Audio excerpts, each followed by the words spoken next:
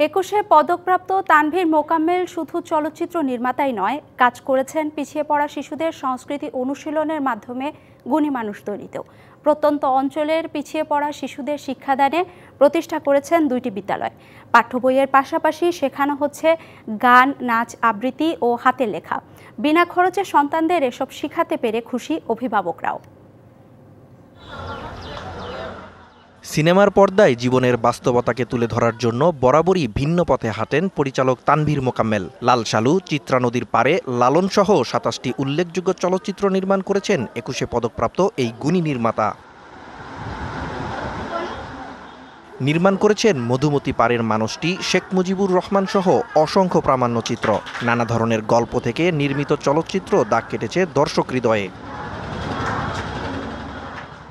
কেবল cinema পর্দাই নয়, বাস্তব জীবনেও কাজ করছেন সংস্কৃতি অঙ্গনের ভবিষ্যৎ নক্ষত্র খুঁজে পেতে। সমাজে পিছিয়ে পড়া শিশুদের আলোকিত মানুষ গড়ার লক্ষ্যে খুলনার বটিয়াঘাটার বসুরাবাদ এবং ফুলতলায় 2টি শিক্ষা প্রতিষ্ঠান গড়েছেন জনপ্রিয় এ চলচ্চিত্র নির্মাতা।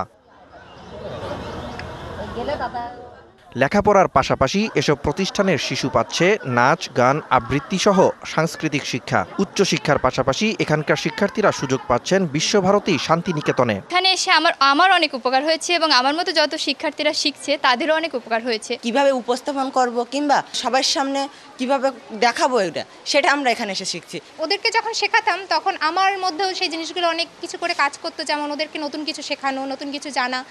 40% বেশি গ্লো, বিশ্বের 1 নম্বর গ্লো ক্রিম, নতুন গ্লো এন্ড লাভলি। এরকম জানতে জানতে শিখতে শিখতে আসলে আমি অনেক কিছু জেনেছি। আর্থিক খরচ ছাড়াই সন্তানদের এ ধরনের শিক্ষা গ্রহণের সুযোগ করে দেওয়ায় সন্তুষ্ট অভিভাবকরা। স্কুলে আপনার তো দেখা যাচ্ছে বাংলা, ইংরেজি, অঙ্ক এগুলো স্বাভাবিকভাবে শেখানো হচ্ছে। এর পাশাপাশি যেগুলো আমাদের বাচ্চাদের প্রতিভা আছে কিন্তু সেগুলো চেপে থাকছে, এখানে স্যারদের আন্তরিকতার সাথে সেগুলো সঠিকভাবে বিকশিত হচ্ছে। আমি ভালো করে আঁকা শিখবো, তাহলে সামনের বছর আমি প্রাইজ আনতে পারবো। মানে ওর ভিতর যে একটা আগ্রহটা হয়েছে, এটা তো আগে ছিল না, কিন্তু এই জায়গায় এসে তো ওর ভিতরে সেটা। দক্ষিণাঞ্চলের 2 বাম নেতার স্মরণে পিছিয়ে পড়া শিশুদের প্রতিভার বিকাশের লক্ষ্যেই এ উদ্যোগ বলে জানালেন চলচ্চিত্র জগতের এই নক্ষত্র। কমরেড রতন সেন খুলনা অঞ্চলের খুব বড় বামপন্থী নেতা ছিলেন। এই অঞ্চলে উনি কৃষক আন্দোলন করেছেন। ওনার স্মৃতির প্রতিও শ্রদ্ধা রেখে আমরা এই মানব রতন কেন্দ্র করেছি। স্কুলে যেগুলো পড়ায় না বাচ্চাদের, এই কবিতা আবৃত্তি, গান, নাচ, নাটক, আগে আমাদের কম্পিউটারে শেখানো হতো, এগুলো আমরা শেখাই।